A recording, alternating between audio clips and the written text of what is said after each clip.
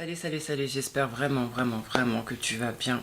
Aujourd'hui, on va parler des principes non négociables d'une femme mature. On va commencer par le principe numéro 1 qui est le principe financier. On va commencer par le petit 1. La femme mature va toujours chercher à avoir une indépendance financière. C'est une femme qui est autonome, c'est une femme qui est indépendante. D'accord? Et qui va toujours chercher à avoir cette indépendance financière. Il est hors de question, dans la mesure du possible, de dépendre de qui que ce soit. Elle est en mesure de prendre ses décisions financières. Elle est en mesure de calculer la dépense. Elle est en mesure d'assurer ses arrières. Tu sais, la femme qui est mature financièrement, c'est une femme qui sait que l'argent répond à tout. Donc, il y a ce besoin, il y a ce... Je ne sais même pas si je peux juste dire ce besoin, mais il est important pour une femme, pour une personne, d'avoir une indépendance financière, d'avoir une sagesse financière, d'avoir une intelligence financière, de sorte à ce que l'argent qui répond à tout ne lui manque pas le jour où la vie pose certaines questions, pose certaines situations, pose certains événements. Et quand tu sais que la personne qui emprunte est l'esclave de celui qui prête, tu fais en sorte à être le moins possible emprunteur. Deuxièmement, je ne sais pas si pour le premier je dis premièrement, mais le premier c'est premièrement. Là, deuxièmement, la gestion financière. Elle a une gestion financière sage. Elle n'est pas dans les dépenses excessives. Elle n'est pas dans les dépenses spontanées. Elle n'est pas dans les dépenses compulsives. Elle est vraiment dans une maturité dans la gestion de ses finances. Elle planifie, elle pense à demain. Elle n'est pas dans l'instant présent uniquement. Elle est aussi dans l'après. Aujourd'hui. Elle est aussi dans l'après maintenant. J'ai l'impression que la caméra n'est pas droite. Et le moins possible, elle se construit des dettes. Elle ne se crée des dettes. La femme mature financièrement, elle n'a pas la folie des grandeurs. Elle n'est pas du genre à vivre au-dessus de ses moyens. Elle fait en fonction de ses besoins, de ceux de sa famille, de ceux de son travail, etc. Mais il n'y a pas à vouloir prouver des choses à des personnes dont elle s'en fout ou qui s'en foutent d'elle. D'accord? Donc elle est dans une gestion financière qui est sage. Elle est dans une maîtrise financière aussi. Donc avant tout achat, la femme mature calcule la dépense. Évalue le besoin. En ai-je vraiment besoin? Ou est-ce juste un caprice? Ou est-ce que je le veux pour faire comme un tel? Ou est-ce que je le veux pour suivre une trend? Est-ce que je le veux parce que je l'ai vu dans une vidéo? Est-ce que je le veux parce que je veux éblouir un tel? Même juste de le dire, c'est tellement fatigant. La femme mature financièrement, elle a une gestion sage, maîtrisée de ses finances et elle ne vit pas au-dessus de ses moyens. Elle ne vit pas au-dessus de ses moyens, elle n'a pas la folie des grandeurs et elle n'essaye pas d'impressionner qui que ce soit. Troisièmement, il y a aussi la question de l'épargne. La femme mature financièrement pense à épargner. Donc comme je disais, elle pense à demain, mais là je dis qu'elle pense à épargner, dans le sens où elle va épargner pour les imprévus, elle va épargner pour la scolarité de ses enfants, elle va épargner au cas où il y aurait un problème médical, au cas où, bref, quelles que soient les situations, la femme mature financièrement va épargner, de sorte à ce que lorsque les imprévus vont se présenter, elle soit prête à y faire face. En gros, en fait, qu'elle ait prévu l'imprévu. Voilà, la femme mature financièrement, elle prévoit l'imprévu en mettant de l'argent de côté, afin de ne pas être prise au dépourvu lorsqu'une situation compliquée se présente, comme un décès. Peut-être qu'il faut voyager pour ce décès, d'accord? Et il va falloir cotiser pour ce décès. Peut-être qu'il y a des voyages à prévoir. Ah ben, on a prévu avec mon mari d'aller à Bali. Il faut le prévoir, donc on épargne, on met de côté. D'accord? Et il y a des personnes qui vont ouvrir un compte spécial voyage. Donc tous les mois, ils mettront sur ce compte-là l'argent pour les voyages. Il y en a qui peuvent avoir des comptes justement imprévus. Dans ce compte-là, on met l'argent pour les imprévus. Il y a un compte qui peut être ouvert pour tout ce qui est achat immobilier ou achat de voiture ou autre. Et tous les mois, il y a de l'argent qui va sur ce compte-là. Ça permet d'avoir une maîtrise, une structure. Il y a des comptes qui peuvent être ouverts en fonction des besoins, en fonction des domaines de vie. Et en fait, la femme mature financièrement, elle arrive à épargner à force de 1. De volonté et de 2. De discipline. De discipline. La discipline, c'est de se dire que tous les mois, telle somme va sur tel compte. D'accord? Pour éviter certains couacs, pour éviter certains oublis, c'est automatisé sur les comptes. Allez hop, bim, dès que l'argent arrive, ça va, tu vois, ça va comme ça. L'argent qui va sur le compte des enfants, l'argent qui va sur le compte du voyage, l'argent qui va sur le compte de l'imprévu.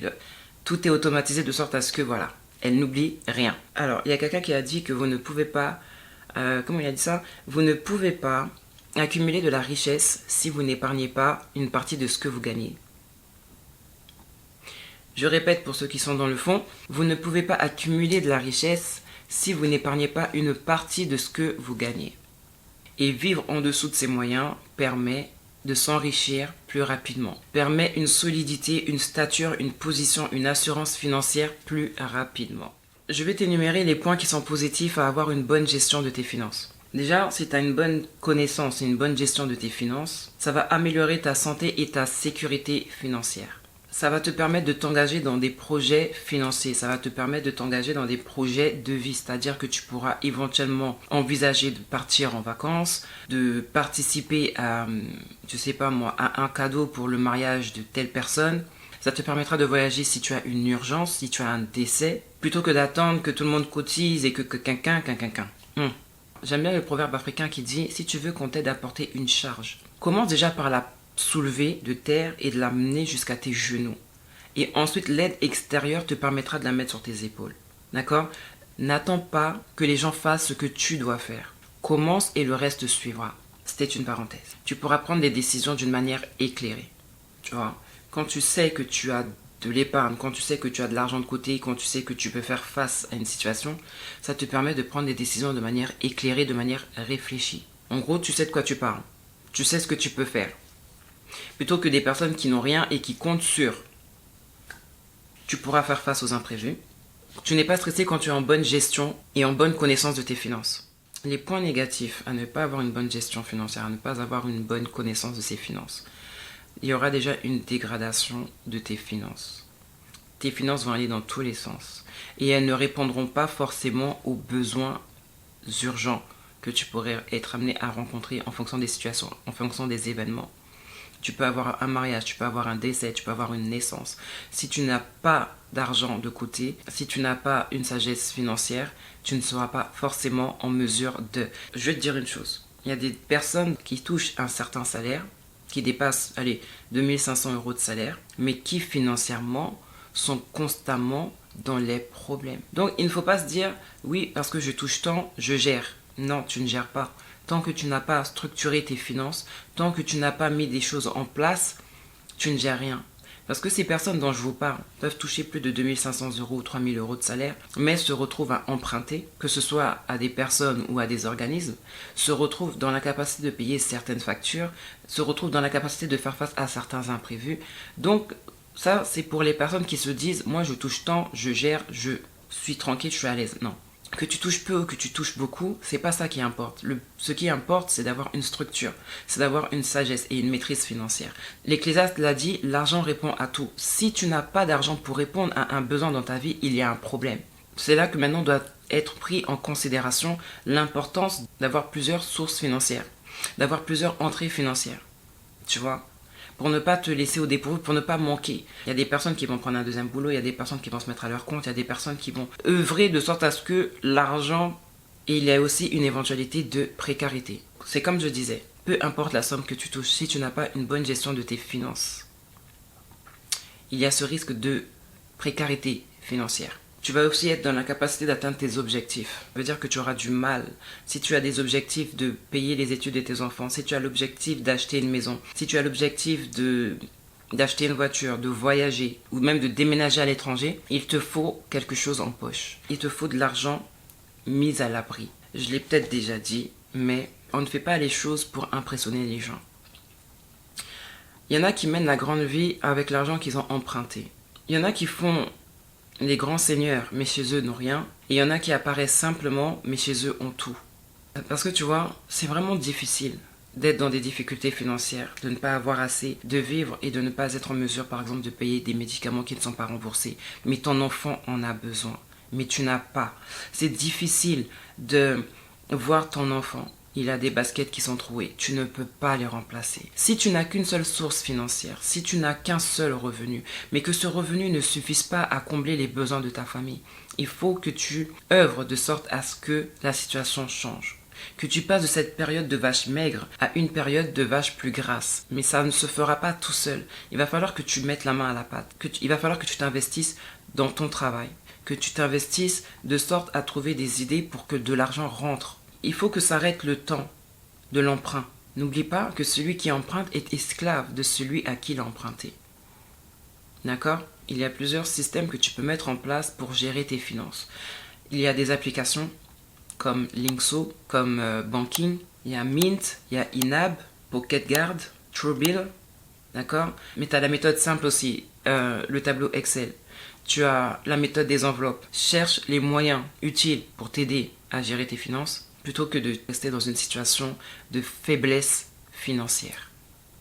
Pense à la frustration que tu ressens ou que tu as pu ressentir à un moment de ta vie où tu n'as pas pu faire un voyage, même juste faire un resto. Pense à ces moments de galère et lève-toi et marche.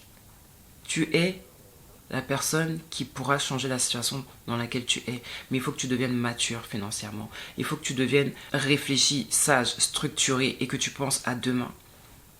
C'est vrai que j'ai énormément parlé de tout ce qui est décès. Ce dont je parle aussi, et j'espère que des fois quand je m'arrête à un certain niveau, vous vous étendez derrière, mais ça comprend également la machine à laver qui tombe en panne, le sèche-linge qui tombe en panne, la voiture qui tombe en panne, tu vois, ça fait partie des imprévus dont je voulais parler. Et il y a aussi une chose dont je voulais parler, c'est Jim Rohn. Il a dit une fois dans ses enseignements qu'un jour, une jeune fille est venue toquer à sa porte et elle vendait des cookies et il n'avait pas un rond. Et ce qui s'est passé, c'est que quand cette fille elle est venue, il était tellement gêné de lui dire qu'il n'avait pas d'argent qu'il a menti et il lui a dit je suis désolé, je peux pas t'en acheter parce qu'il y a déjà des vendeurs qui sont venus avant toi et j'ai acheté des cookies. Et la jeune fille lui a dit ah mais c'est pas grave, merci vraiment d'aider notre association, etc., etc.